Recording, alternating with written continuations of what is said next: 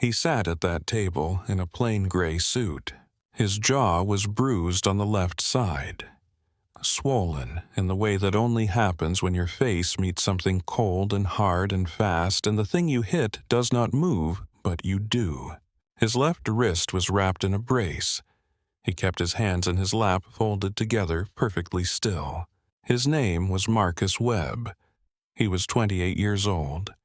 He was a doctoral student at Harmon University, and he had never once in his life been arrested.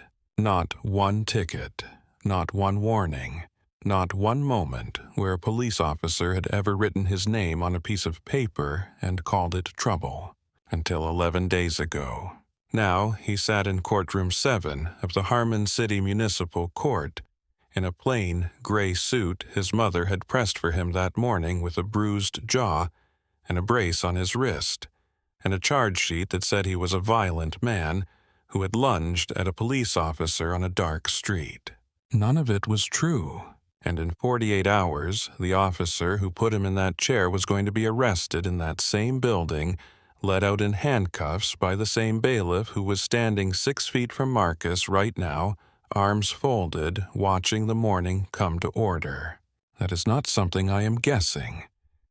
That is not something I am hoping for. That is exactly what happened. But before we get to the handcuffs, before we get to the video and the gavel, and the 6 seconds of silence that followed after the screen went dark, you need to understand something. The story does not turn on luck. It does not turn on a dramatic confession, or a last-minute witness, or some twist that arrived from out of nowhere. It turns on 19 seconds. 19 seconds of footage captured on a phone held steady by a woman in a second-floor window who did not set out to change anything that night. She was just leaving a late seminar. She heard a voice below that did not sound right. She looked out the window. She pressed record. 19 seconds. That is all it took to bring down a career built on 11 years of protected lies. 11 years of complaints buried before they could be heard. 11 years of a father's name closing doors that were supposed to stay open.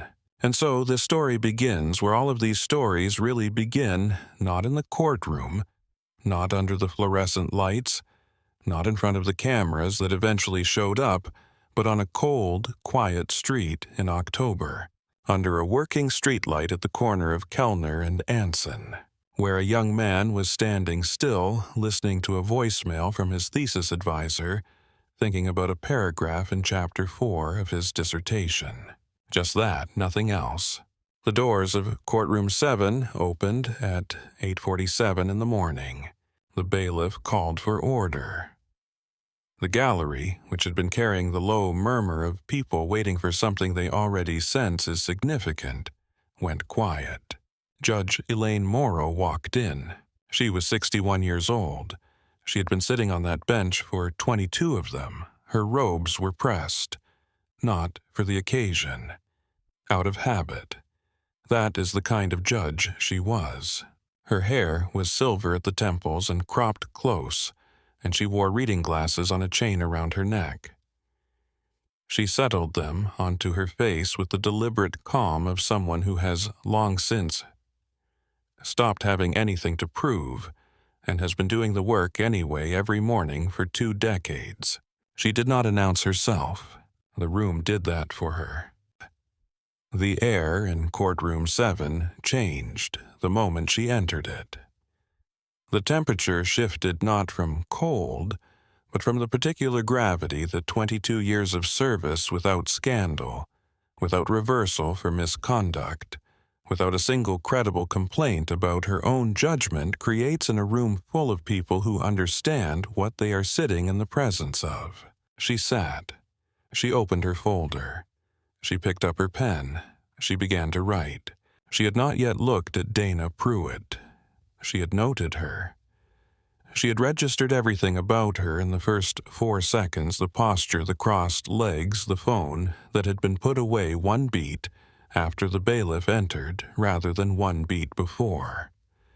She had noted all of it and catalogued it, and she would look at Dana when she was ready to. And this is a story of what happened when a woman who believed the law was hers to own, who had worn her father's protection so long, she had stopped being able to feel the shape of it, walked into that room, and stood before a judge who had spent 22 years making absolutely certain that it was not. Marcus Webb grew up in the South Ward of Harmon City, Illinois.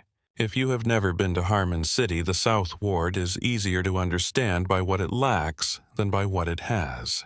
It lacks the kind of infrastructure that moves quickly, traffic lights that get repaired in a reasonable window after a storm, grocery stores with hours that match the hours people actually need them, sidewalks that get patched before the crack becomes a hazard. What the South Ward does not lack, and has never lacked, is people. People who have built lives and families and futures in a city that has historically not arranged itself to make that any easier, and who have done it anyway because the alternative was not going, and not going was never an option they were willing to consider. Marcus Webb was the product of two of those people. His mother, Gloria Webb, worked as a medical billing specialist at Harmon General Hospital for 23 years. Precise, patient, organized in the way that some people are organized not because they were born that way, but because they decided early that precision was the only tool they had complete control over, and they were going to keep it sharp. She kept a large paper calendar on the refrigerator door, the kind with the wide grid squares. She crossed off every school day with a red marker from the first morning of kindergarten, all the way through the last afternoon of Marcus's senior year of high school. People who came into her kitchen would look at that calendar and assume she was counting down. She was not. She was counting up. Counting towards something she had decided was going to happen for her son well before he was old enough to know what she had decided. His father, Edmund Webb, drove a city bus on the Route 14 corridor for 18 years. He knew every stop by the feel of the road under him, the slight grade at a certain intersection, the sound the engine made coming up on the shelter at Carver and Maine, the way the light in the morning came through the front windshield at a particular time of year and hit the rearview mirror at exactly the wrong angle.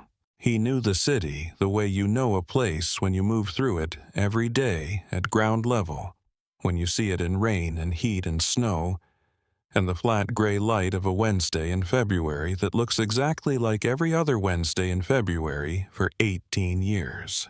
He also knew the other thing. The thing that a black man in a uniform in Harmon City learns about his relationship with law enforcement, whether he goes looking for that lesson or not. Edmund Webb had his own encounters over the years. He had stories he told and stories he did not tell. He knew the men he ate lunch with at the transit depot, men who drove the same routes and carried the same knowledge and passed it on to their sons the way you pass on anything. You know, matters more than it should have to. Edmund sat with Marcus in the kitchen on a Sunday afternoon when Marcus was 15 years old. He said, "There is going to come a time when a police officer stops you. It may be because you did something wrong. It may be because you did nothing wrong at all. It may be because you were somewhere at the wrong time, or because someone looked at you and made a decision about you before you said a single word. None of that will matter in that moment. What will matter is what you do." He said, your job in that moment is to come home. He said, keep your hands visible. Speak clearly and loudly enough that it cannot be disputed later. Say your name first. Never reach for anything without announcing what you are reaching for, where it is, and why you need it. He said, I am not telling you this because I think it is fair. I am telling you this because I need you to come home. Marcus was 15. He sat at the kitchen table and he listened. He did not say much. He remembered every word. He carried those instructions with him into college, into graduate school, into the doctoral program, into every space he entered, where he understood that the space had not been built with him in mind. He carried them into the parking lot on Kellner Street on the night of October the 14th. He carried them the way you carry something your father put into your hands when you were 15 years old and told you to hold on to. You do not think about it. You just hold on. The dissertation Marcus was writing had grown out of a single observation he had made in his second year of research. He had been deep in the complaint records from a precinct on the east side of Harmon City, sorting through which complaints resulted in formal review and which were classified as resolved without hearing. He noticed something. The complaints that disappeared that were resolved without process were not randomly distributed across the data. They clustered around certain officers, around certain supervisors, around certain types of complainants. He spent 3 weeks testing the observation before he trusted it. He tested it 6 different ways. He brought it to Dr. Holloway, who told him to test it 3 more. The pattern held every time. He wrote a section he called The Architecture of Silence, the ways in which institutional complaint processes can be structured or can fail to be structured so that certain voices do not survive the process. Not because the voices are wrong, not because the complaints are frivolous, but because the process does not require that they be heard. He was 3 years into documenting that architecture when he stepped out of the Rosen Library on the night of October the 14th and encountered in the most direct and personal way available one of its mechanisms. He thought about that later. He thought about it the way you think about something that is too large to hold all at once. You turn it over slowly. You look at one face of it at a time. You sit with the part of it that says that the research you were doing was also in some sense a document of your own life, that every one of those 412 data points was a person who had a father who taught them the same things Edmund Webb taught Marcus, a person who had done everything right in that moment and had it counted against them anyway. 412, and then 413. The Rosen Library at Harmon University closed at 11 on weeknights. Marcus had been there since 5 in the afternoon. 3 papers spread across the table, each one flagged with yellow tabs. A legal pad, dense with his own handwriting, mostly questions he was asking himself. A cup of coffee that had been hot at 6:30 and stone cold by 8, and which he kept meaning to throw away. At 10:47, he packed up. He zipped the laptop into his bag. He tucked the legal pad under his arm. He dropped the coffee cup in the bin by the exit. He pushed through the heavy library door into the October night. The air hit him the way October air in Illinois does. Not tentative, definite. The cold of a season that has made up its mind. Wood smoke from somewhere nearby. The mineral smell of the sidewalk after afternoon rain. He pulled his jacket close and walked east along the edge of campus toward the parking lot on Kellner Street, where his car, a 7-year-old Honda with a cracked passenger mirror, sat under a light that the city had been meaning to fix for 3 weeks. He was thinking about the chapter, about a footnote he had left unresolved, about whether a correlation he had noticed in 2 East Side precincts was a real finding or an artifact of incomplete reporting. His phone buzzed. A voicemail notification. Dr. Patricia Holloway. He stopped under a working streetlight at the corner of Kellner and Anson. He held the phone to his ear. Dr. Holloway's voice was warm and slightly worn at the edges, the particular texture of a voice at the end of a long day full of other people's difficult questions. She said she had read through his latest draft. She said the argument was building well. She said there was one paragraph, the framing paragraph at the top of the 3rd section of Chapter 4, that she wanted to talk through. She thought she could see how to make it stronger. "Come by at 9, she said, if you can." Marcus smiled at the phone. He played the last 30 seconds again to make sure he had the Chapter 4 note exactly right. He stood under the streetlight, bag on his shoulder, breath making soft shapes in the cold air, phone at his ear, completely still. He was not watching anything. He was not pacing. He was not doing anything that any person of reasonable mind could have described as suspicious or erratic or concerning in any way.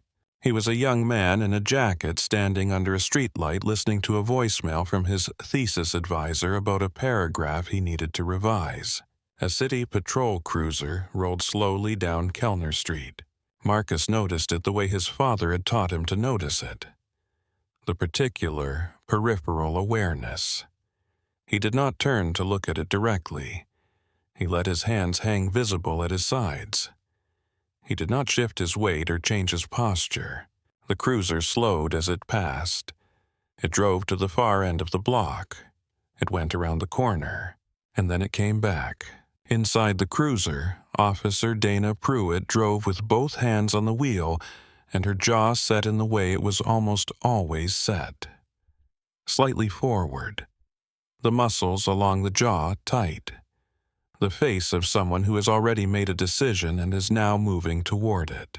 She was 34 years old, 11 years on the force, athletic build, short auburn hair kept cropped close, a jaw that colleagues had learned to read over the years the way you learn to read weather. Those colleagues did not call her difficult, at least not loudly. They called her the hammer sometimes, when she was not in the room. Not cruelly, with a kind of resigned acknowledgement of who she was, and had always been the kind of acknowledgement that comes when something has been going on long enough that people have stopped asking whether it is right and started treating it as a fact of the landscape. She believed genuinely that she was protecting the city. That is the part of Dana Pruitt that is most important to understand. She was not performing. She was not putting on a show for the rookie. She was not consciously prejudiced in the way that word sometimes gets used, as though prejudice is something a person sits down and consciously chooses like a side dish at a diner. Her prejudice was something else. It was calcified. It was built into the architecture of how she saw the way you stop noticing the hum of a refrigerator because you have been in the room with it long enough. She saw a black man standing on a corner near the edge of campus at night.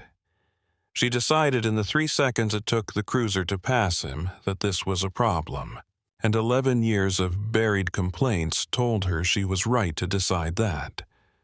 11 years of nothing happening to her told her that her judgment was reliable.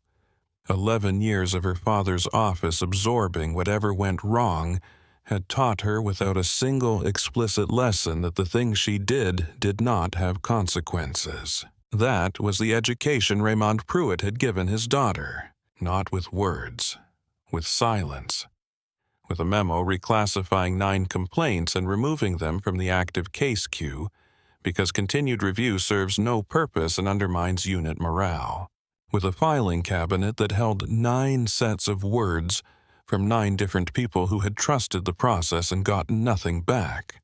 Nate Greer sat in the passenger seat. He was 26, 8 months in. He had come into this job because he believed in something. He was still trying to understand what that something looked like when you were actually doing the job rather than thinking about doing it. He had a small spiral-bound notebook in his inner jacket pocket. He had bought it his first week. He wrote in it after every shift. On the night Dana turned the cruiser back around toward Kellner Street, Greer looked at the man standing under the streetlight. He saw a person in a jacket with a bag on his shoulder and a phone to his ear. He did not see what Dana saw. He said nothing. That silence was its own choice. He knew that. He would keep knowing it. Dana pulled the cruiser to the curb. She did not activate her body camera. She stepped out of the vehicle before it fully stopped. She crossed toward Marcus at a direct angle, the stride of someone who has already decided what the encounter is going to be and is simply closing the distance to begin it. Her right hand hung loose near her hip. Greer got out on the passenger side. He was slower. He stood by the car for a moment before he started walking. Marcus heard the car door. He lowered the phone from his ear. He turned toward the sound. As he turned, his hands came up and out from his body, palms open, visible.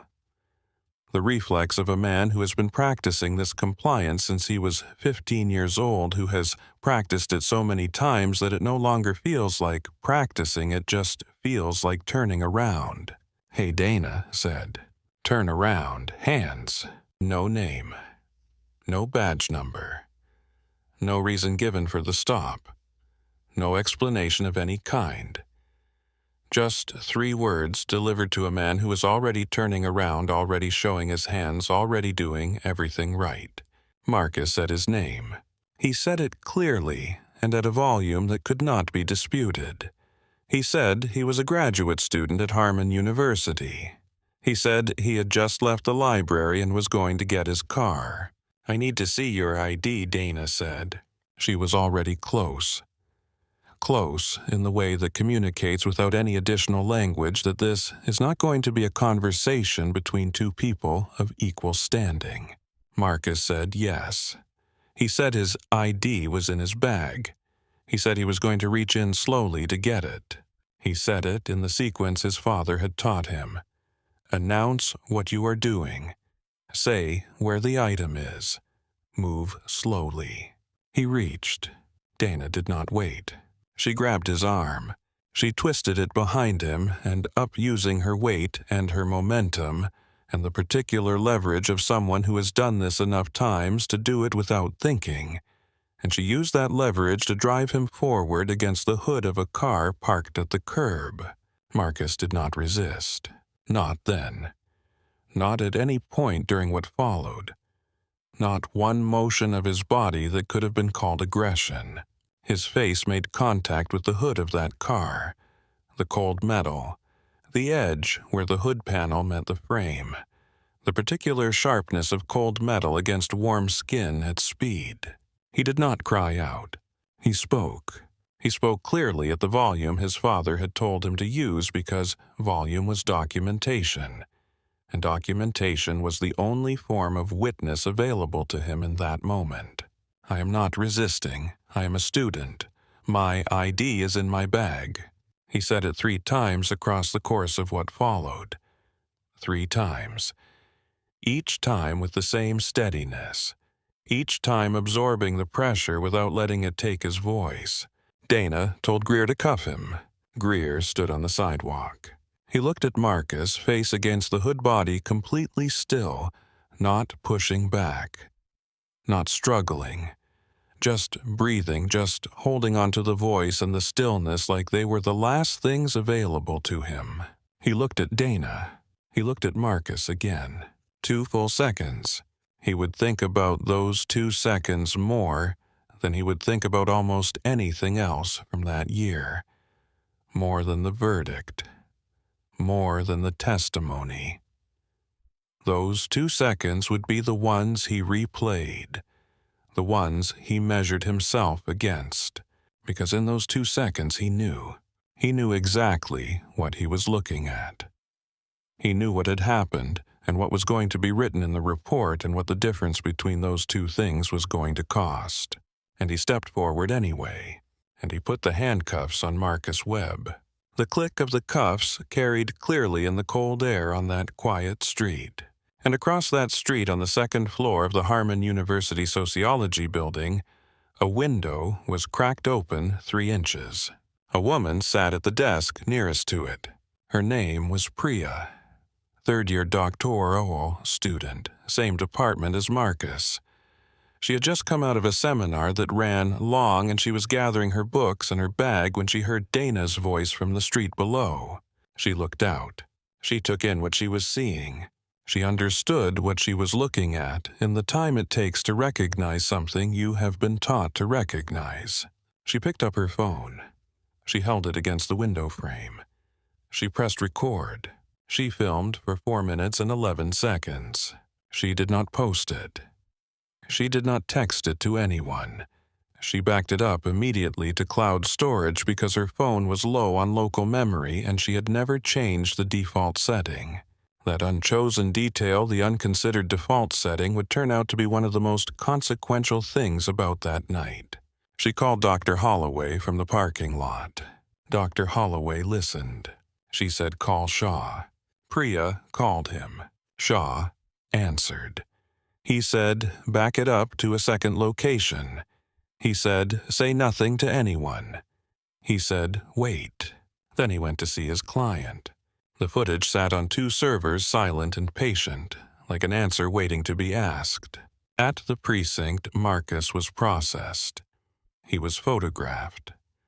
The swelling along his jaw was noted in the intake form. No one said anything about it. He was placed in a holding cell. He sat on the bench. He did what his father had taught him to do when everything else was taken away. He went through every second in his mind. Every word, every sequence, every detail of position and timing and distance. He committed it to the part of his memory that does not let go of things when they matter. He was not panicking. He was not raging.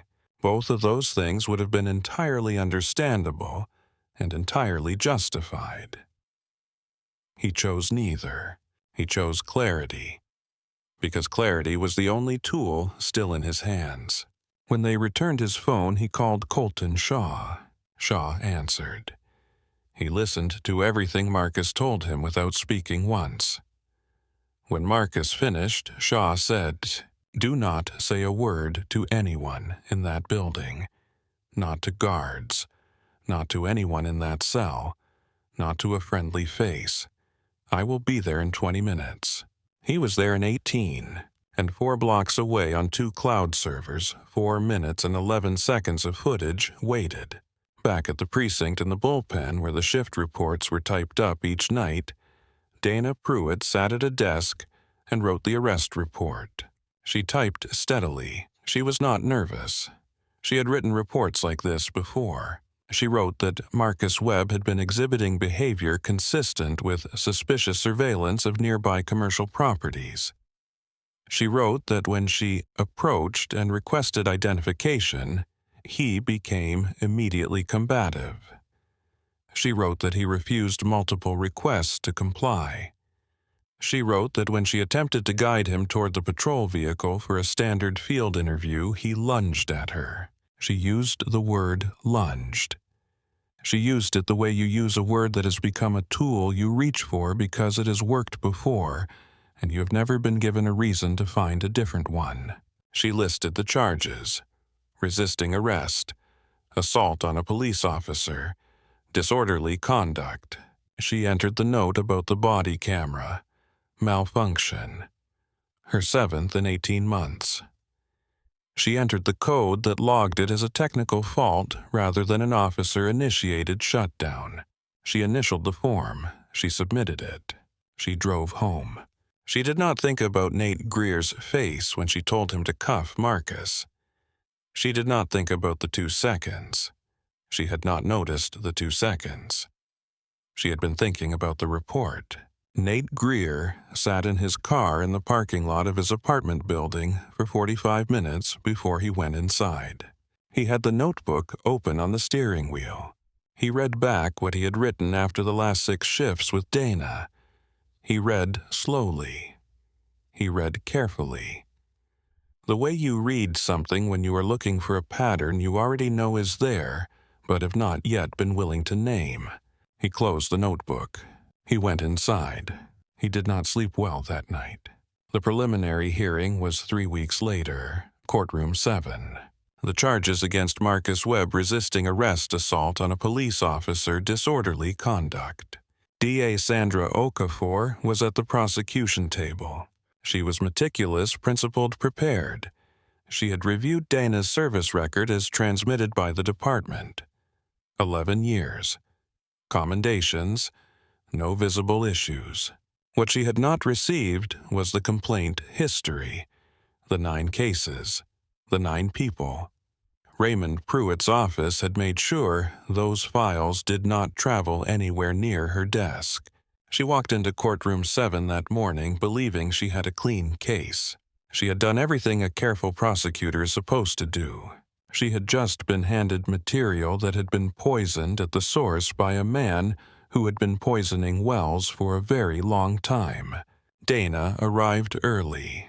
She sat with her phone and her crossed legs and the particular relaxed confidence of someone who has testified 14 times and found it no more alarming than a routine inspection. Judge Morrow entered at 8:47. She surveyed the room. She wrote one line on her legal pad. She said, "We are in session." Dana took the oath.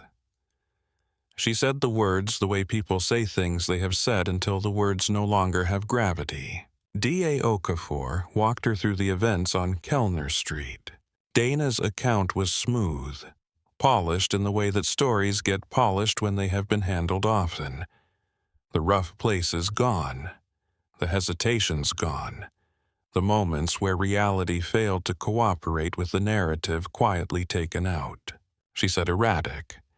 She said combative. She said refused to comply. She said lunged. At the defense table, Marcus wrote lunged on his legal pad. He drew a circle around it. He looked at it for a moment. Then he set the pen down. Colton Shaw stood up. He walked to the witness stand without hurrying. He carried a thin folder. He placed a document on the railing. The digital sign-out log from the Rosen Library, he said. Mr. Webb's card swiped at the main exit at 10:47. Your report places first contact at 10:49. I observed him in the general area earlier, Dana said. Near the library exit. Shaw placed a second document next to the first. Your patrol vehicle's GPS log for that evening. At 10:44, your vehicle was at Bryant and Delworth, 4 blocks away. He let that sit. Is it your testimony that you observed Mr. Webb from 4 blocks away at night in 38-degree temperatures? GPS systems have a margin of error, Dana said. I know what I observed. Shaw said noted. He returned to the defense table. He did not push the camera question yet. He planted it and let the room work with it. He could see Morrow writing. He could see Sandra Okafor holding very still, looking at something in her file. Then Morrow put her pen down. She looked at Dana over her reading glasses. Officer Pruitt. How many times has your body camera malfunctioned during a field contact in the last 18 months? Dana said, a few times. The number is 7, Morrow said. I have the maintenance log. She wrote something on the pad. She said, continue, Mr. Shaw. The room shifted. The particular shift of a room when a fact has been entered into it that cannot be taken back out. Dana felt it. She was experienced enough to recognize it.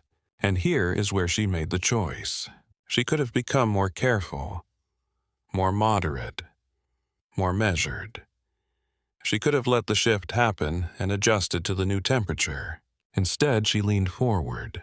With respect, Your Honor, she said it with the voice of someone who has decided the best defense is to reframe the entire room. A man was combative with an officer. I understand there are sensitivities around cases like this, but the law should not bend based on who is sitting in that chair. The gallery went very quiet. The implication was clear to everyone present. She was suggesting that Morrow's race was influencing her judgment, that a black judge would side with a black defendant, that the correct administration of justice required pushing back against Elaine Morrow. D.A. Okafor looked at the table. Dana added, My father has served this city for 30 years. This department's record speaks for itself. Morrow did not blink. She removed her reading glasses and set them on the bench. She looked at Dana. A long, even completely unhurried look. The look of a person who has been watching for something and has now seen it exactly where she expected to find it. She picked up her pen. She wrote one word on the legal pad. She underlined it twice. She put the pen down. She said, Thank you, Officer Pruitt. Then, before we continue, I have a question for the prosecution. Morrow turned to Sandra Okafor, counselor. Were you aware that the prosecution's subpoena request for external surveillance footage from the Kellner Street corridor was denied at the precinct level, and were you aware of who authorized that denial? Okafor looked at her file. She turned pages. She found it. She said the denial was authorized by Deputy Chief Raymond Pruitt. Morrow said, I want the record to reflect that this court independently subpoenaed available surveillance footage from the Kellner Street corridor. That footage arrived this morning. She looked at Dana. Officer Pruitt, I'm going to give you one opportunity to amend your testimony. 1. Once I play this footage, that opportunity is closed. Permanently. There is no going back from what this room is about to see. A silence. Dana sat with the rigidity of someone whose entire structure of certainty is being tested, and who has decided to pass the test by refusing to acknowledge that she is in it. My testimony is accurate, she said. Morrow said to the clerk, please play Exhibit C. The monitor came on, mounted to the left of the judge's bench. The footage was from a phone, slightly handheld, filmed through a window from the second floor looking down at the corner of Kellner and Anson. The image was clear. The street was quiet. October cold. The streetlight at the corner cast a steady pool of light, and standing directly in the center of that light was Marcus Webb, laptop bag on his shoulder, jacket pulled close, phone to his ear, completely still, not watching anything. Not pacing, not doing a single thing that any reasonable person could describe as threatening. He was standing under a streetlight listening to a voicemail. The gallery watched without making a sound. Then the cruiser came into frame, rolling slowly from the left, pulling to the curb at an angle. The driver's side door opening before the car had finished stopping. Dana Pruitt stepping out. And as she cleared the door, her hand came up to her chest. 2 fingers, the power button on the body camera. She pressed it twice. The indicator light went dark. In the witness stand, Dana Pruitt went very still. On screen, she crossed the street toward Marcus, and the phone's audio, sharpened by the quiet of the night, and the open window above, caught her voice. Hey, turn around. Hands. No identification. No reason stated. Just 3 words before she was within arm's reach of him. On screen, Marcus turned slowly. Both hands came out and up, open palms. He said his name. He said he was a student. His voice was steady. Dana grabbed his arm before he had finished the sentence. She twisted it behind him and drove him forward against the hood of the parked car. The gallery in courtroom 7 heard the sound of it. That dull, sudden impact. Marcus did not move against her, not once. His voice came over the audio. I am not resisting. More pressure. I am a student. And then the moment. Dana leaned close to Marcus's ear. She said something. The street camera would have missed it entirely. But Priya's phone, 2 floors above with the cold night air carrying the sound perfectly through the open window, caught every syllable. Morrow had the audio amplified, and the gallery heard Dana Pruitt say, You think that degree means anything out here? You're just another body I am moving off a corner. The screen went dark. The standby light of the monitor cast a blue-gray glow across the front of the room. Nobody moved. Nobody made a sound. The court reporter's hands were in her lap. She had stopped typing. She was not certain court was still in session. Judge Elaine Morrow sat with both hands flat on the bench. She did not speak for 6 seconds. In the ordinary world, 6 seconds is nothing. The space between one heartbeat and the next, several. In courtroom 7, in the aftermath of what had just been heard 6 seconds, was an eternity. Then Morrow said, Officer Pruitt, you are no longer a witness in this proceeding. You are the subject of it. You could watch what happened to Dana Pruitt in those next few moments, the way you watch something structural fail. Not a collapse, not a sudden thing. More like the particular shift in a wall when the thing behind it that had been holding it up is no longer there. She said that footage does not show the full context. It does not show what happened before. You cannot make a judgment from one angle on one phone. Morrow said the footage begins 14 seconds before your vehicle stops. That is the full context. Dana said I stand by my testimony. Morrow said to the clerk, "Bring in Detective Vance." The side door opened. Iris Vance walked in. Dark jacket, dark slacks. She carried the leather case with both hands with the careful deliberateness of someone transporting something that took a long time to build, and that she is not going to allow to be damaged now that the moment has finally arrived. She sat in the witness stand. She opened the case. She placed the file on the ledge. Dense, compact, heavy with months. Morrow said Detective Vance, "Describe the contents of that file for the court." Vance looked at the room, not at Dana, at all of it. She said, "This is a formal internal affairs investigative file on Officer Dana Pruitt of the Harmon City Police Department, covering the period from 18 months ago to the present. It documents 9 use-of-force complaints filed against Officer Pruitt during her 11 years of service." She said none of those complaints received a formal hearing. None of the individuals who filed them were notified of any outcome. Each was reclassified as resolved officer exonerated without review. Morrow said continue. Vance said the file also contains an analysis of the 7 body camera malfunction reports logged by Officer Pruitt over the previous 18 months. That analysis shows a consistent pattern. The malfunctions were reported after contacts involving physical force. They were logged using a code that bypasses the standard audit function. She said, additionally, the file contains a memo dated 11 months ago signed by Deputy Chief Raymond Pruitt, directing the Records Division to reclassify all pending complaints in Officer Pruitt's service file as resolved without hearing, and to remove them from the active case queue. She placed the memo on the railing. Morrow picked it up. She read it. Every word, without hurrying, with the care of a judge who wants the record to be unambiguous about what was read and when and by whom. Then she read it aloud into the record, every sentence, her voice steady throughout.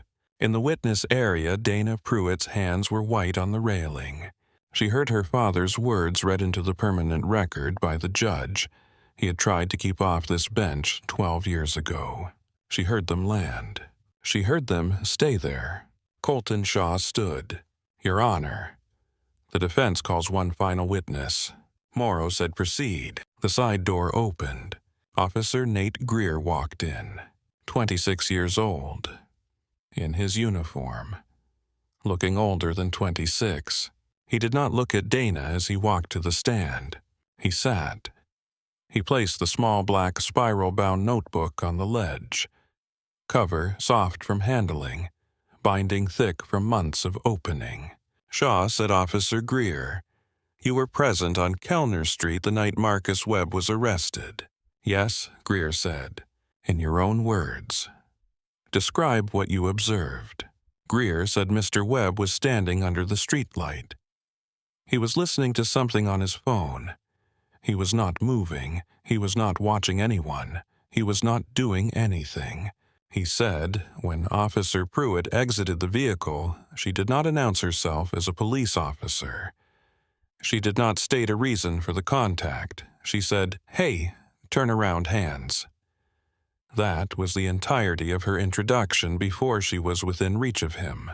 He said Mr. Webb turned around with his hands up. He said his name. He said he was a student.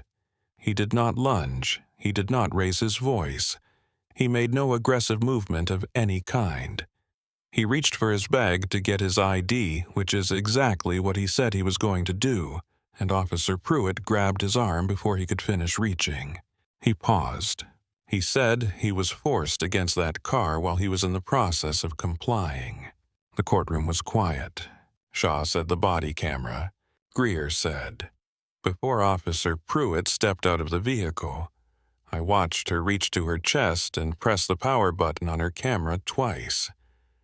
I saw her do it. I understood what it meant." He stopped.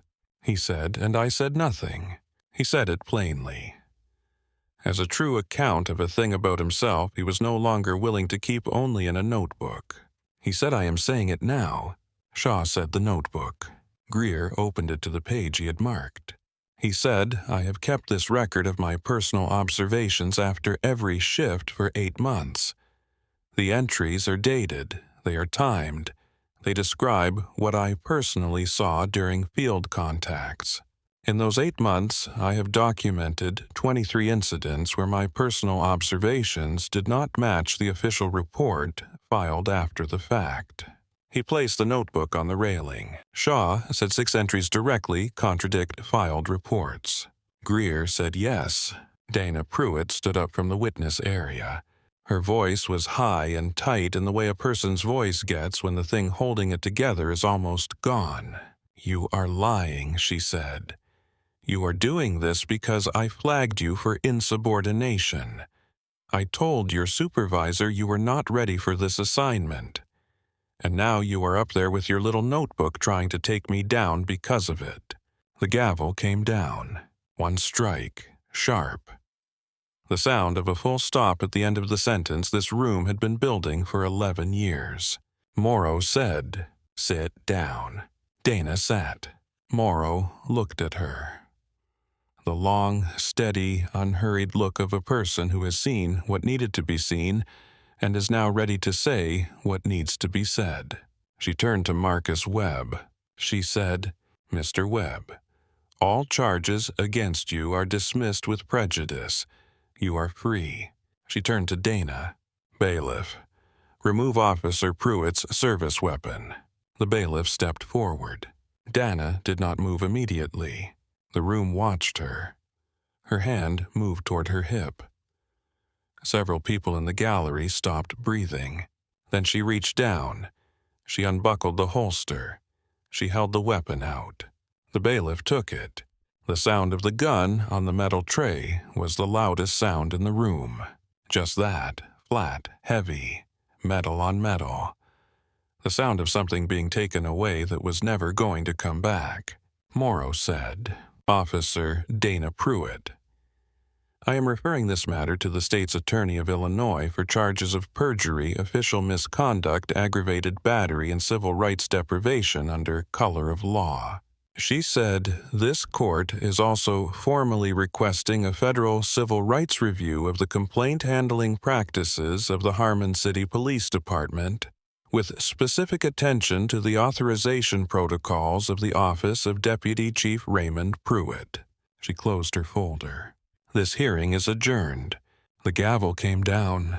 As the bailiff guided Dana toward the side door, she passed the defense table.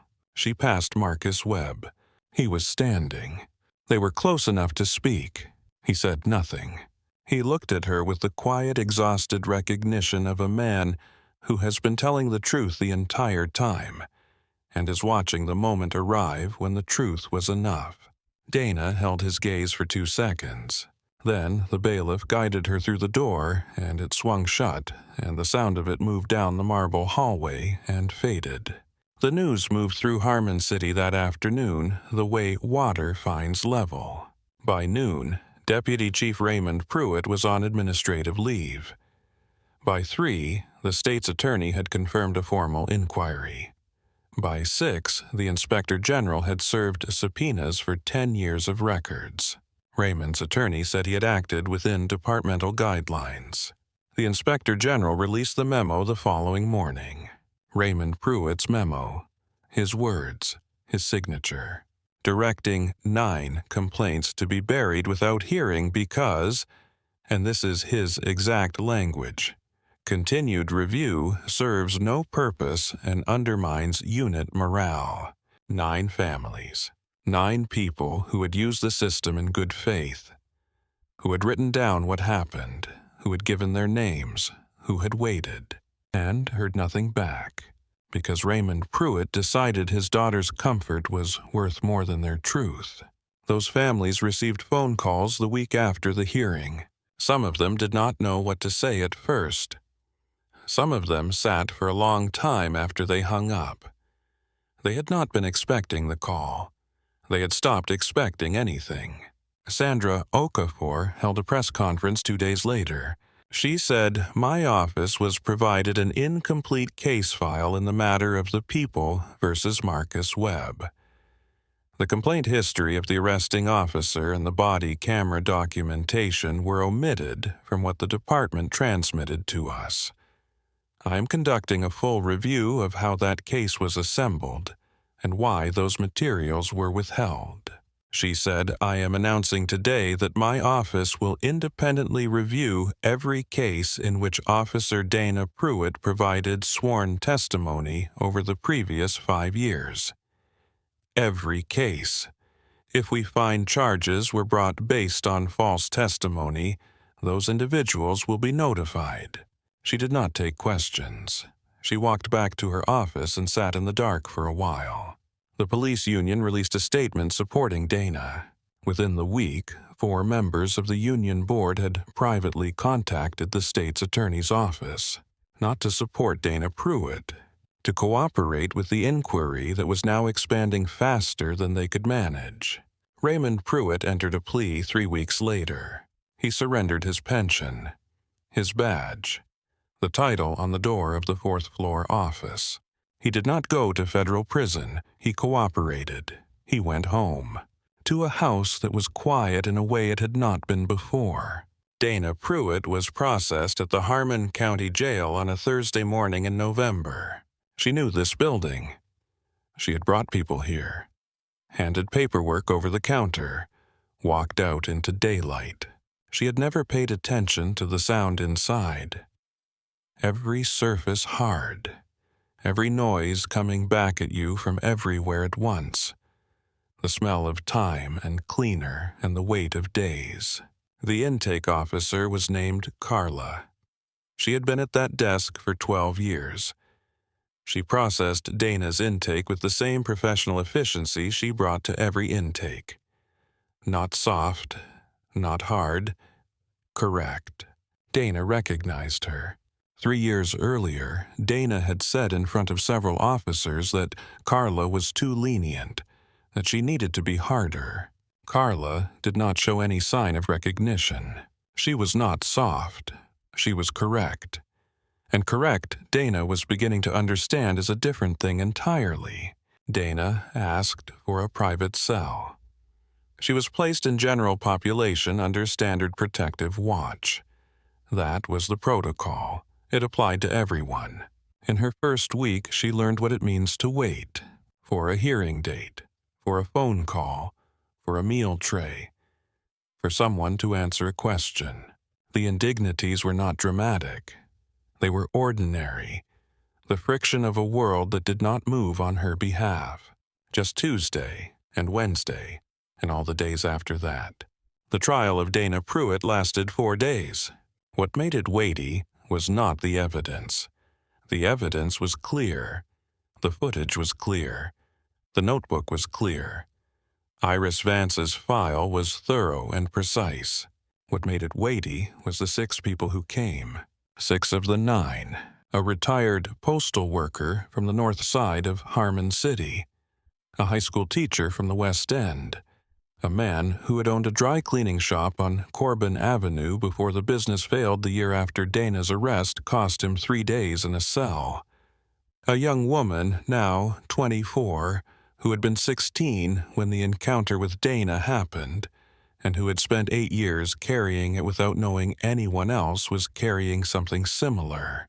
A grandmother named Ida, who had walked with a cane since a knee surgery, and who sat in that witness chair and described what had happened to her grandson in a voice that did not waver once. A man who drove a city bus on Route 14. He did not know Edmund Webb, but he sat in the same stand and told the same kind of story. in the same quiet, steady voice of someone who has spent a long time waiting to be believed. They came, they sat, they spoke, and this time their words were entered into the record. And this time they stayed. The jury was out for 11 hours, guilty on all counts: perjury, aggravated battery, official misconduct, civil rights deprivation under color of law. Judge Elaine Morrow presided over the sentencing. Dana stood between her attorneys. Smaller now, the way things get smaller when the structure that was holding them up is gone. Morrow looked at her. She said, "Officer Pruitt, this court has heard 4 days of evidence. The evidence has not been ambiguous. The jury has not been uncertain." She said, "You did not merely lie under oath. You used this court built to protect the innocent as a weapon against the very people it exists to serve." She said, "The sentence I impose today is not only for what you did to Marcus Webb. It is accountability for every person whose complaint was buried before it could be heard, for every voice that was filed and reclassified and set aside, for every life disrupted by a badge you were not fit to carry. I am sentencing you to 8 years in the Illinois Department of Corrections. You will not be eligible for early release consideration during the first 4 years. Upon your release, you will not hold any position in law enforcement in this state. Not in any capacity." The bailiff let her out. She did not speak. She did not threaten. She was silent. The quiet she carried out of that courtroom was a different kind than any she had carried before. Marcus Webb sat in the gallery for the sentencing. 3rd row, gray suit, hands in his lap. The same steady attention he had brought to everything. When the gavel came down, he stood, collected his jacket, and walked to the exit. 3 journalists tried to reach him in the hallway. Colton Shaw stepped between them. He said, "My client has a dissertation to finish." Marcus kept walking. 6 months after the sentencing, the Harmon City Council held a special session to vote on the Kellner Street Accountability Act. Marcus Webb testified. He did not tell his story. He did not describe Kellner Street or the holding cell. He presented data, 3 years of research, 413 data points, charts, pattern analyses, documentation, the work he had been doing before any of this happened, the work that had been waiting for a destination it had not asked for. He spoke for 22 minutes. When he finished, the chamber held the quiet that comes when something needed has been said completely clearly at last. The Kellner Street Accountability Act passed that evening. External review of all use of force complaints by an independent board with no departmental ties. Dual activation body cameras that cannot be manually disabled. A civilian oversight board with subpoena power. The act was named for the street, not for Marcus. He had asked for that. Nate Greer was appointed to the Civilian Oversight Board's liaison office, a new position, created partly because of what his notebook contained. He still writes in it every day. He says it is a habit he cannot break. He is right that it is a habit. He is right that he cannot break it. What he understands now that he did not understand in the drugstore his first week is what the habit always was. It was integrity waiting for the moment it was needed most. Judge Elaine Morrow retired the following spring. 22 years on the bench. Her farewell ceremony was held in courtroom 7. The room was full. Former clerks, colleagues, attorneys from both sides of countless cases. People who had not always agreed with her rulings and had never been able to say they were not fair. A handful of people from the gallery of the preliminary hearing were there too. They had not been invited. They came because it seemed right. At the end of the ceremony, Morrow walked to the bench one final time. She placed her gavel on the wood. She did not strike it. Someone in the gallery asked why. She said, "Because the last time I used it, it meant something. I would like to leave it there." The room went quiet, not the quiet of ceremony, the quiet that comes when something true has been said simply without anything extra in a room full of people who recognize it. She picked up her coat. She tucked it under her arm. She walked toward the door. At the door, she paused. She turned back and looked at the room, the empty bench, the gavel where she had left it, the gallery, the monitor still mounted to the left. She looked at all of it. Then she walked out. The door swung shut. The sound moved down the marble corridor and around the corner and out into the street. And then there was only courtroom 7, the bench, the gavel, the quiet, the deep, earned quiet of a room where justice had been done and had been done right. The law is not a shield for those who carry a badge. It never was. It was never designed to be. It is, and it has always been, a promise made to the people standing on the other side of one. Marcus Webb finished his dissertation 11 months after the night on Kellner Street. He submitted it in September. The title was still The Geography of Discretion, 460 pages. In the acknowledgments, he thanked his mother and his father. He thanked Dr. Holloway. He thanked Colton Shaw. He wrote one sentence about the research that happened outside the research. He wrote, "Sometimes the data collects itself." The committee approved it unanimously. Dr. Holloway called him that afternoon, her voice warm and slightly worn. She said, "The paragraph in Chapter 4, the one I called you about the night before all of this began." She said, "You fixed it." He said, "You told me how." She said, "You did the work." A pause. She said, "Your father would be proud." He said, "He is." I called him this morning. That evening, Marcus drove to the South Ward. He parked in front of the house where he had grown up. He sat in the car for a moment looking at the front porch at the window of his old bedroom. Then he went inside. His mother had made dinner. His father was at the kitchen table with the evening paper. They ate together.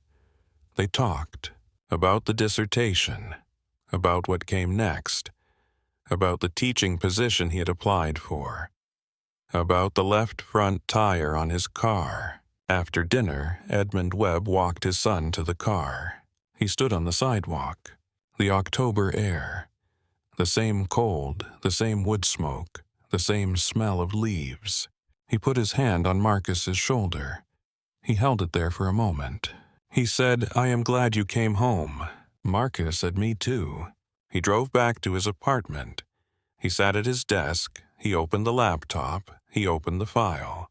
He scrolled to the data set. 412 entries. And one more. He looked at the 413th for a long moment. Then he closed the laptop. He sat in the quiet of his apartment in a city that was slowly, imperfectly, genuinely beginning the long work of becoming better than it had been. Edmund Webb had a theory about cities.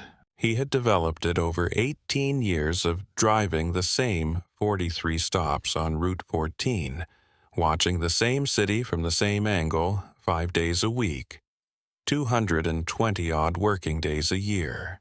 His theory was this: a city does not know itself. It knows its monuments. It knows its skyline. It knows the story it tells about itself in the brochures and the downtown murals and the speeches the mayor gives at the opening of a new park. But the actual city, the one underneath all of that, the one that is built from the accumulation of 10,000 ordinary days and 10,000 ordinary decisions, that city is mostly invisible to the people who make the decisions about it. The people who see it are the ones at ground level. The bus drivers, the janitors, the people who stock the shelves at 6 in the morning, and the people who clean the offices at 11 at night. The people who ride public transit because they do not have any other option, and who sit in those plastic seats every day, watching the city move past the windows and understanding from long habit exactly which stops get maintained and which ones do not. Edmund Webb saw the city every day. He saw which neighborhoods the city cared about and which ones it tolerated. He saw which people got through the day without incident and which people collected incidents the way some people collect receipts not by choice, but because the world kept handing them out. He saw it. He could not change it. So he did the thing that fathers in his position have done throughout the history of this country. He prepared his son, not to accept the world as it was, not to make peace with it, but to survive it long enough to do something about it. Keep your hands visible. Speak clearly. Say your name first. Never reach for anything without announcing what you are reaching for. He told Marcus those things the way you tell someone how to navigate a place that has dangerous terrain. Not because the terrain should be dangerous, because it is. And because knowing the terrain is the first condition of getting through it. Marcus had carried those instructions into every room he had ever entered where the room was not built for him. The library at Harmon University, where his first year of doctoral work began, and where some of the other students looked at him with the particular polite wariness of people who have not had to share a space before, and are not quite sure what to do with that.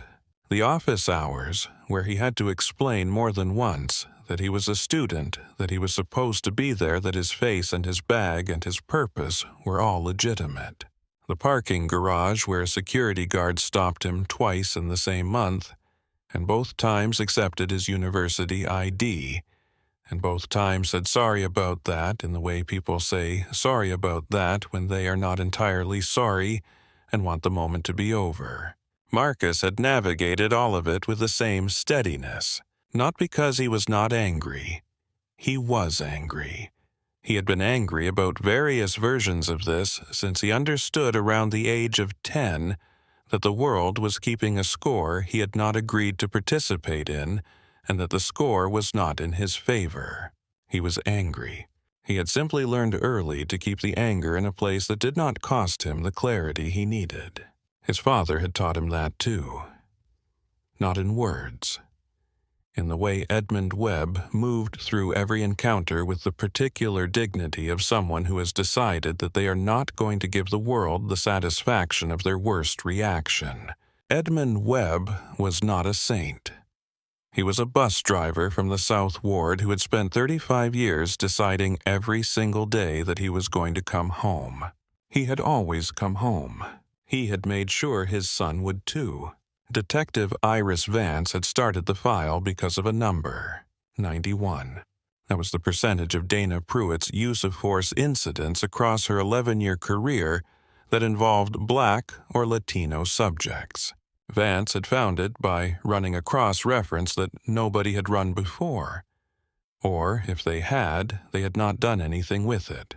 She ran it because she had a habit of looking at data that nobody was looking at, and asking the question nobody was asking, which was what would this look like if we put it all in one place and looked at it honestly? What it looked like was 91%. She spent a week running the number different ways to make sure she had not made an error. She had not made an error. Then she started building the file. She requested Dana's use-of-force reports. She requested the complaint records. She requested the body camera malfunction logs. She requested the GPS records. She read through all of it the way you read through something when you are looking for a pattern that you already suspect is there, but that you are not going to call a pattern until you can prove it 5 different ways. She proved it. Then she looked for the memo. The memo was not easy to find. It had been filed in a classification system that was designed she eventually understood to be difficult to navigate unless you knew exactly what you were looking for and where it had been put. Vance knew what she was looking for. She had been in internal affairs for 9 years. She knew where things got put when someone wanted them to stay out of reach. She found the memo, Raymond Pruitt's signature. His authorization code, his language, his decision. 9 complaints. Reclassified, without hearing. because continued review serves no purpose and undermines unit morale. She backed it up in 4 locations. She called a judge she had worked with before. A judge she trusted. She said, "I have something the court needs to see. I am waiting for the right case." The judge said, "I understand. When you have it, call." 18 months later, on the morning of the preliminary hearing in the matter of the People versus Marcus Webb, Vance called. She was told, "Come to courtroom 7. Wait in the hallway. We will let you know when." She waited. 2 hours and 11 minutes. She used the time to read through the file one more time to make sure every page was in the right place, every exhibit properly marked, every piece of the pattern documented in the sequence that would be clearest to a room full of people hearing it for the first time. When the door opened and she was called in, she walked to the stand with the steadiness of someone who has been carrying something heavy for a long time and has finally reached the place where she was supposed to put it down. The 6 people who testified at the trial of Dana Pruitt were not the loudest people in the room. They were not the most dramatic. They did not cry, most of them. They did not raise their voices. They sat in the witness stand and they described in plain language what had happened to them or to someone they loved. The retired postal worker from the North Side. He had filed his complaint 4 years ago. He had described in careful detail the encounter with Officer Pruitt that had resulted in a fractured collarbone and charges of disorderly conduct that were eventually dropped, but that had cost him 2 days in holding and several $100s in legal fees. He had waited for the review process. He had waited for months. He had called twice and been told the matter was under review. He had called a 3rd time and been told the matter had been resolved. He had never been told how. When he sat in the witness stand, he did not look at Dana. He looked at the jury. He described it simply, without embellishment, just the facts, in order. The way you describe something when you have been waiting a very long time to be given the chance to describe it to someone who is actually going to write it down. The high school teacher from the West End. She had filed her complaint 6 years ago. She had a photograph of her wrist from the day after. She had kept the photograph. She said she had kept it because she thought someone might ask to see it someday. She was right. The man who had owned the dry cleaning shop on Corbin Avenue. He described the 3 days he had spent in holding after Dana arrested him on what a judge later called insufficient grounds. He described the customers who had come to the shop while he was held and found it closed and assumed it was always closed at that hour. Some of them never came back. He said the shop was still open. He was still there. But it was different now, smaller. He did not use the word justice when the district attorney asked him what he hoped for. He said, "I want someone to write down that it happened. I want it to be in a record somewhere that does not disappear." The young woman who had been 16, she was 24 now. She sat straight in the witness stand. She described what had happened with the particular precision of someone who has told a story so many times in private to friends and family and a therapist that the words have become very exact. She had told it to herself so many times. In the dark, in the months after trying to understand what she had done wrong, and arriving over and over at the conclusion that she had not done anything wrong, but finding that conclusion hard to hold on to when the process had told her nothing, and the officer who stopped her was still on the street. She said, "I just want people to know it was real. It was real." The grandmother Ida with the cane. She came in slowly. The bailiff offered to help her. She declined. She sat in the witness stand and she put both hands on the handle of the cane, and she looked at the jury and she described what had happened to her grandson. She said he was 20 years old. He was on his way to work. He was not doing anything. She said, "I filed the complaint myself. My grandson did not want me to. He said nothing was going to happen." She paused. She said he was right for 6 years. "But I kept the copy I made. I have it in a folder at home. She said I always thought I might need it someday. She was right, too. And the man who drove a city bus, Route 9, the East Corridor. The one that came up the long hill past the hospital and turned at Millard and came back down through the South Ward. He did not know Edmund Webb. They had never worked the same routes, but he drove the same kind of road and knew the same kind of city from the same seat at ground level. He described the encounter in straightforward language, what he had said, what Dana had said, what happened to his shoulder, what the report said afterward, what the review said afterward, which was nothing. He sat in that witness stand and he spoke clearly and at a volume that could not be disputed. He said his name first. He had been taught the same things Edmund Webb had taught his son. He sat in the same chair Marcus had sat in at the defendant's table, except he was in the witness stand now, and the table was behind him, and what was in front of him was a jury that was listening. The jury deliberated for 11 hours. They honored the weight, guilty on all counts. The morning after the verdict, Marcus Webb woke up at 6:15. He made coffee. He sat at his desk. He opened the dissertation file. He had been avoiding the file for 3 months, not because the research had gone anywhere, but because there was something uncomfortable about looking at the data when he was inside the data. Now he opened it.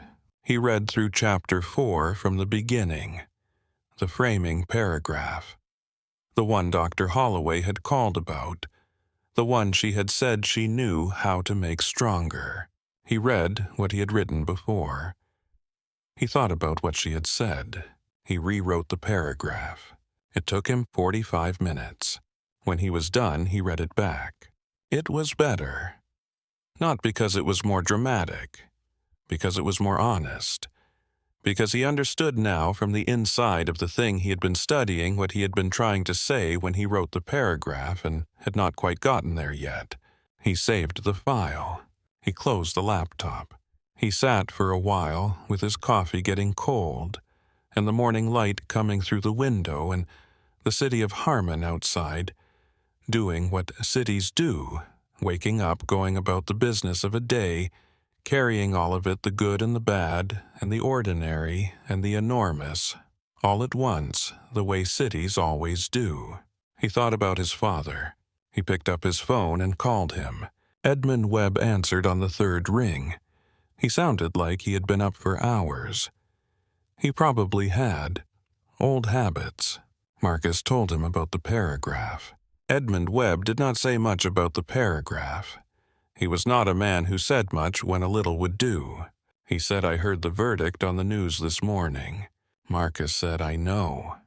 I saw you called last night. I was going to call you back today." A pause. Edmund said, "You doing all right?" Marcus said, "Yeah, Dad, I'm all right." Another pause. Longer. Edmund said, "Good." He said, "Come by for dinner sometime this week. Your mother made too much food again." Marcus said, "I'll be there Thursday." He said it the way people say things they mean, simply and without complication. He put the phone down. He reopened the laptop. He opened the data file. 413 entries. He looked at the last one for a long time. Then he started writing. There is something worth understanding about the way the Harmon City Police Department handled the 9 complaints against Dana Pruitt. It was not dramatic. It was not a conspiracy in the sense of people meeting in back rooms and making explicit agreements. It was something more ordinary than that, and in some ways more troubling. It was a system that had been built over decades to solve a specific problem, which was, how do you handle a complaint against an officer when the officer's father is the deputy chief? The answer the department arrived at, not through any single decision, but through the accumulation of smaller ones, was a classification code. A code that flagged a complaint as resolved without requiring the resolution to be documented in the same level of detail as a complaint that had gone through formal review. The code existed officially for legitimate purposes: to close complaints that were clearly without merit, to avoid clogging the review queue with frivolous filings. In practice, in the Harmon City Police Department, the code had a second use. It was the answer to the question of what to do with the complaint when the officer's father did not want it to go to review. 9 times, Iris Vance had documented each one. She had documented the date the complaint was filed, the date it was reclassified, the number of days between the two. The average was 11 days. 11 days from filing to disappearance. 11 days for a person's account of what happened to them to travel from the complaint desk to the filing cabinet to the classification code to nowhere. When Vance put those 11-day intervals on a timeline alongside Dana's use of force incidents, alongside the body camera malfunction logs, alongside the GPS records from the nights in question, the picture that emerged was not subtle. It was clear. It was the picture of a system that had been quietly arranged to protect one person from the consequences of who she was, not the consequences of her character. Her character had never been at issue officially. The consequences of her father's name on the door of the deputy chief's office. That is what the system had been protecting. And the system had protected it for 11 years. Until Iris Vance built an 18-month file and carried it to the right courtroom on the right morning and put it on the ledge in front of a judge who had spent 22 years making sure that files like that one did not get set aside. Nate Greer did not leave the Harmon City Police Department. Some people assumed he would. Some people thought the pressure would drive him out the way it drives out people who break the silence in institutions where silence is expected. He stayed. He applied for the liaison position with the Civilian Oversight Board the week after it was announced. He submitted his application with a cover letter that was 2 paragraphs long. The first paragraph described his experience. The second paragraph said I kept a notebook for 8 months because something told me I needed to. I want to work in a role where that instinct is part of the job rather than a complication in it. He was the only applicant who submitted a notebook as part of his application materials. The board appointed him. He still writes in the notebook every day, not because he is worried about what he will see, not because he is building another file, because the habit of honest witness is not something you turn on and off. It is not a tool you pick up for a specific job and put down when the job is done. It is a practice. Like any other practice, it requires showing up every day and doing the same careful thing, whether or not anything dramatic is happening, whether or not anyone is watching, whether or not the day produces anything worth writing about. Most days, it does not produce anything worth writing about. That is fine. That is in fact the point. The notebook is not a record of dramatic events. It is a record of ordinary days seen by someone who is paying attention. The dramatic events stand out only because of the ordinary days around them, only because you have been paying attention long enough to know what you are looking at when something changes. Nate Greer had been paying attention. He was going to keep paying attention. That was all. That was enough. The Kellner Street Accountability Act passed on a Tuesday evening in March. Marcus Webb was in the chamber when the vote was counted. He sat in the public gallery in the 3rd row with his hands in his lap, the same way he had sat in the gallery at Dana Pruitt's sentencing. When the chair announced the final tally, there was a moment of quiet before the chamber responded. The kind of quiet that has a particular texture. Not the quiet of uncertainty. The quiet of people absorbing the fact that something real has just happened. Marcus sat with it. He thought about his father's kitchen. He thought about the red marks on the calendar. He thought about Edmund Webb driving the Route 14 bus through the South Ward every morning for 18 years. He thought about the 413. He thought about the bus driver who had testified at the trial, who had sat in the witness stand and said his name first. He thought about Ida with the cane, who had kept a copy in a folder because she thought she might need it someday. He thought about Priya, who had pressed record because a voice below her window did not sound right. He thought about Nate Greer and 2 seconds on a cold street, and the notebook that was already in his pocket before he understood why it was there. He thought about Iris Vance and 91% in 18 months, and a leather case carried with both hands to the right courtroom on the right morning. He thought about Judge Elaine Morrow, and 22 years and a gavel left on a bench because the last time it was used, it meant something. He thought about all of that. He sat with it. Then the chamber cleared and the lights came up in the hallway, and Marcus Webb collected his coat and walked out into the March night. The air was cold. The same cold it always was. He stood on the steps of the municipal building for a moment. He looked at the city.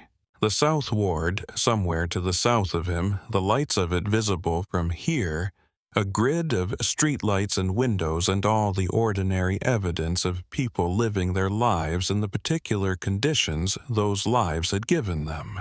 His father was probably at the kitchen table. His mother was probably in the other room. He would go by Thursday for dinner. He walked to his car. He drove home. He sat at his desk. He opened the laptop. He opened the file. He looked at the 413th entry. He thought about the paragraph in Chapter 4, the framing paragraph, the one he had rewritten. He thought about what it said now and what it had said before, and the distance between those two versions. The distance was not large, a few sentences, a reframing of the central claim, but the distance was real. Before, the paragraph had described the problem from the outside, as a pattern to be observed, as a finding to be documented. After, it described it from the inside, from the perspective of the person who was inside the pattern, who was inside the documentation, who was himself a data point in the research he had been conducting. That was what Dr. Holloway had seen. That was what she had wanted him to find. Not a more dramatic framing, a more honest one. The truth, it turned out, was more powerful than anything he would have written if the night on Kellner Street had not happened. Not because what happened to him was a good thing. It was not a good thing. It was an unjust thing that should never have happened. But the truth of it, placed honestly inside the research, made the research into something it could not have been before. It made it undeniable. It made it 413. Raymond Pruitt had a photograph on his desk for 26 of his 32 years on the force. It showed him at his badge ceremony the day he was promoted to sergeant. He was 32 years old in the photograph. He was thin then, with thick dark hair, and he was smiling the particular smile of a man who has just received something he has been working toward for a long time. His daughter was 8 in that photograph. She was standing beside him holding his hand. She was wearing a red coat and looking up at the photographer with the solemn seriousness of a child who has been told that this is an important day and believes it completely. He had kept that photograph on the desk through every posting, every promotion, every office. He looked at it sometimes in the weeks after his plea, not with nostalgia. With the complicated grief of someone looking at a version of themselves they had believed in completely at the time and can no longer find their way back to. The man in that photograph had believed in the institution, had believed that the institution with all its flaws and imperfections was fundamentally on the side of something true. He had spent 32 years shaping himself and his career around that belief. And then, over the 11 years of his daughter's career, he had slowly hollowed out the institution he claimed to believe in. Complaint by complaint, classification code by classification code, memo by memo, until what remained was not an institution at all, but a set of walls around one person who had been allowed to believe that she was the institution. He understood that now. He was not sure when he had stopped understanding it the first time. He thought it had happened gradually. The first complaint, the decision to handle it quietly, the rationalization. She was new. It was a learning curve. The complaint was exaggerated. And then the second. and the rationalization again, and the third. And somewhere in there, the rationalization had become invisible, had become the background, had become simply the way things were. He sat in his quiet house and he looked at the photograph. The 8-year-old in the red coat looked back at him with her solemn eyes. He put the photograph face down in a drawer. He did not look at it again. Sandra Okafor's review of Dana Pruitt's cases took 8 months. Her office went through 47 cases in total. In 11 of them, they found grounds for concern. In 7 of those 11, they filed motions. 3 of the 7 defendants were still incarcerated. The day the motions were filed, Okafor's office sent notification letters. Each letter was addressed by name. Each letter described in plain language what had been found and what was being done about it. 2 of the 3 incarcerated defendants received their letters on the same morning. One of them, a man named Derek, who had been inside for 3 years on charges that rested substantially on Dana's testimony, received his letter at breakfast. He read it twice. He put it face down on the cafeteria table. He sat for a while. He was not a man who cried easily. He had not cried in 3 years. He had learned in 3 years that crying in this place cost you things you could not afford to lose. He picked the letter back up. He read it a 3rd time. Then he folded it and put it in the inside pocket of his jacket, close to his chest, where he could feel it was there. Marcus Webb's teaching position at Harmon University began in September, a year after the night on Kellner Street. He taught an undergraduate seminar called Urban Systems and Power. 14 students. A windowless classroom on the 3rd floor of the sociology building. On the first day, he put the syllabus on the board, and he looked at the 14 students, and he said, "This course is about how cities work. Not how they say they work, how they actually work. Those are often different things. Sometimes they are very different things. This course is about understanding that difference." He did not mention Kellner Street. He did not mention the trial. He did not mention his dissertation. He taught the class. He assigned data sets. He asked students to look at things carefully. He asked them to ask questions about the things they were looking at. He asked them to not accept the official language as a substitute for the actual picture. On the last day of the semester, one of the students came to him after class. She was 19. She was from the east side of Harmon City. Her father drove a delivery truck. She said, "I looked up your dissertation." She said, "My cousin is in one of those data points." She said it matter-of-factly, not accusatorially, just as a fact. Marcus said, "I know that it is not abstract for a lot of people." She said, "No, it is not." A pause. She said, "But it helped. Reading it, having it explained, seeing that someone wrote it down." She said, "My cousin is out now, one of the cases they reviewed." She said he wants to know who wrote the dissertation. Marcus said, "Tell him." She said, "Okay." She left. Marcus sat at his desk for a while. He thought about the 413. He thought about the bus driver at the trial.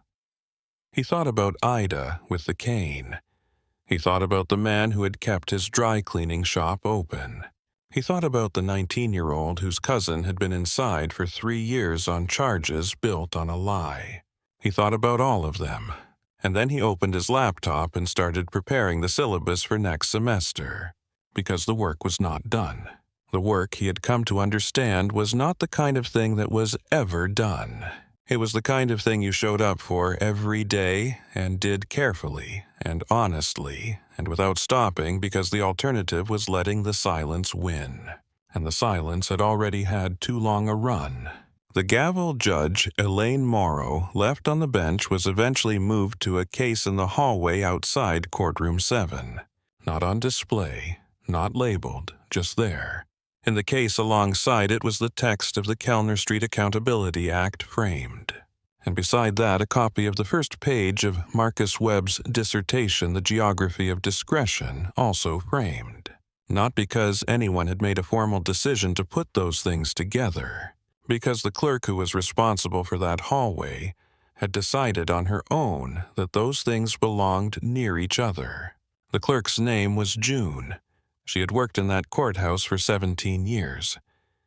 She had seen a great many things come and go. She had never in 17 years seen a morning quite like the morning when that monitor came on in courtroom 7 and the room went quiet for 6 seconds. She put those things in the case because she thought people should know that they were connected, that the gavel and the act and the dissertation were all in some sense the same thing, a refusal to let the truth disappear. A decision made by different people in different rooms on different days to write it down, to hold it up, to say clearly, this happened, here's the evidence, here is what we are going to do about it.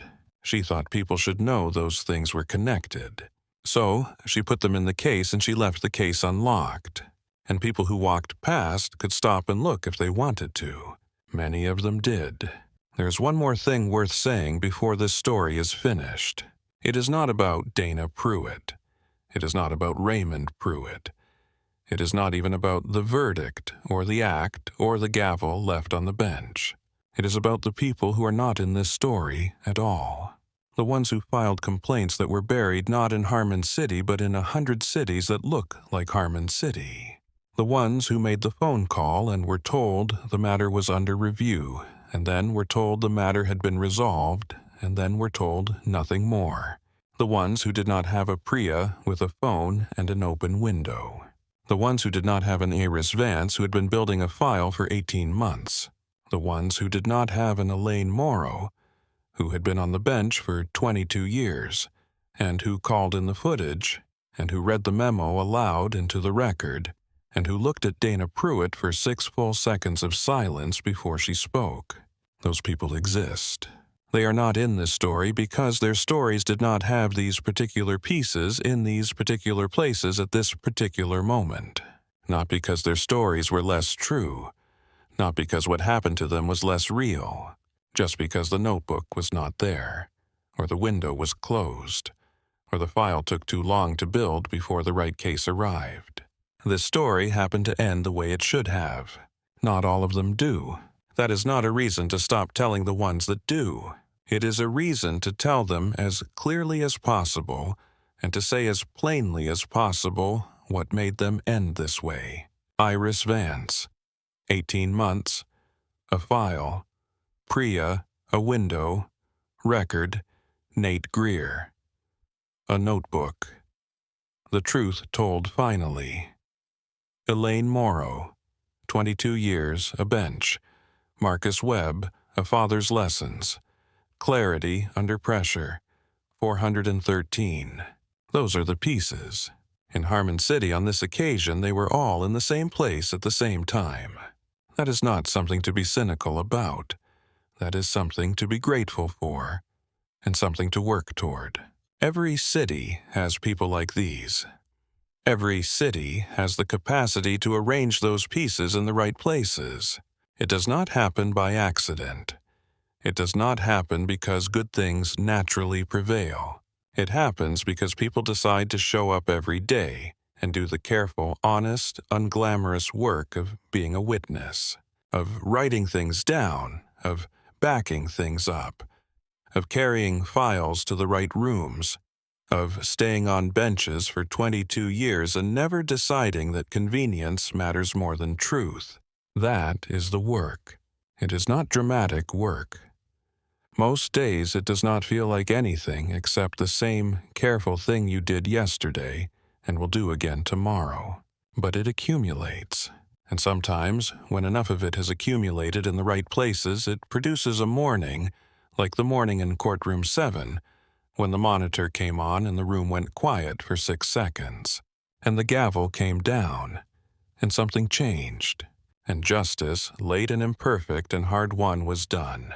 And if this story moved you, if it reminded you why that work matters, why the daily discipline of bearing honest witness is one of the most important things a person can do, we would be grateful if you subscribe to our channel. Stories like this one deserve to travel as far as they can, because the promise of the law belongs to everyone. And as long as there are people willing to hold it, it always will.